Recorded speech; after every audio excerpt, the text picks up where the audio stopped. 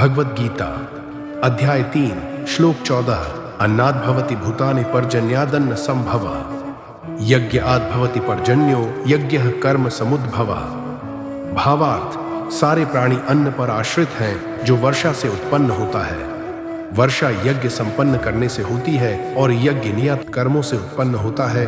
तात्पर्य, भगवद गीता के महाटीकाकार श्रील बलदेव विद्याभूषण इस प्रकार लिखते हैं, ये इंद्राद्यंगतया अवस्थितम यज्ञम सर्वेश्वरम विष्णुमभ्यर्च्य तच्छेषमश्नन्ति तेन तद्देहयात्रा संपादयन्ति ते संतः सर्वेश्वरस्य यज्ञ पुरुषस्य भक्ता सर्वकिल विषय अनादिकाल विवृद्धैर आत्मानुभव प्रतिबंध कैर निखिलय पापैर विमुच्यन्ते। परमेश्वर जो यज्ञ पुरुष अथवा समस्त यज्ञों के भोक्ता कहलाते हैं, सभी देवताओं के स्वामी हैं और जिस प्रकार शरीर के अंग पूरे शरीर की सेवा करते हैं, उसी तरह सारे देवता उनकी सेवा करते हैं। इंद्र, चंद्र तथा वरुण जैसे देवता भगवान द्वारा नियुक्त अधिकारी हैं जो सांसारिक कार्यों की देखरेख करते हैं। सारे वेद इन देवताओं को प्रसन्न करने के लिए यज्ञों का निर्देश करते हैं, जिससे वे अन्न उत्पादन के लिए प्रचुर वायु, प्रकाश तथा जल प्रदान करें। जब कृष्ण की पूजा की जाती है तो उनके अंग स्वरूप देवताओं की भी स्वतः पूजा हो जाती है, अतः देवताओं की अलग से पूजा करने की आवश्यकता नहीं होती। इसी हेतु कृष्ण भावना भावित भगवत भक्त तो चाची सर्वप्रथम कृष्ण को भोजन अर्पित करते हैं और तब खाते हैं।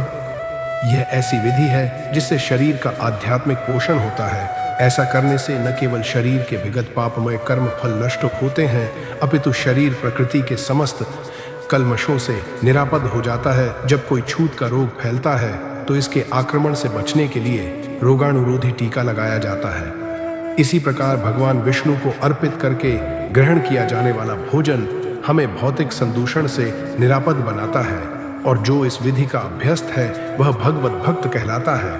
अतः कृष्ण भावना भावित व्यक्ति जो केवल कृष्ण को अर्पित किया भोजन करता है, जो आत्म साक्षात्कार के मार्ग में बाधक बनते हैं। इसके विपरीत जो ऐसा नहीं करता, वह अपने पापपूर्ण कर्म को बढ़ाता रहता है, जिससे उसे सारे पाप फलों मुंह को भोगने के लिए अगला शरीर कुकरों सुकरों के समान मिलता है।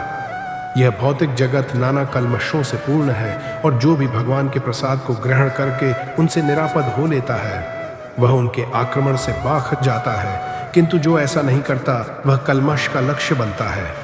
अन्न अथवा शाक वास्तव में खाद्य हैं। मनुष्य विभिन्न प्रकार के अन्न, शाक, फल आदि खाते हैं, जबकि पशु इन पदार्थों के अच्छिष्ट को खाते हैं। जो मनुष्य मांस खाने के अभ्यस्त हैं, उन्हें भी शाक के उत्पादन पर निर्भर रहना पड़ता है, क्योंकि पशु शाक ही खाते हैं। अतएव हमें अंततो गत्वा खेतों के उत्पादन पर ही आश्रित रहना है, बड़ी बड़ी फैक्ट्रियों के उत्पादन पर नहीं।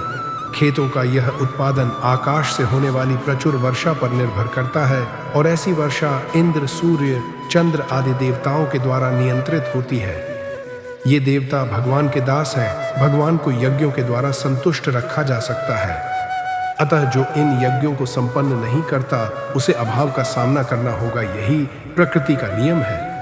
अतः भोजन के अभाव से बचने के लिए यज्ञ, और विशेष रूप से इस युग के लिए संस्तुत संकीर्तन यज्ञ संपन्न करना चाहिए।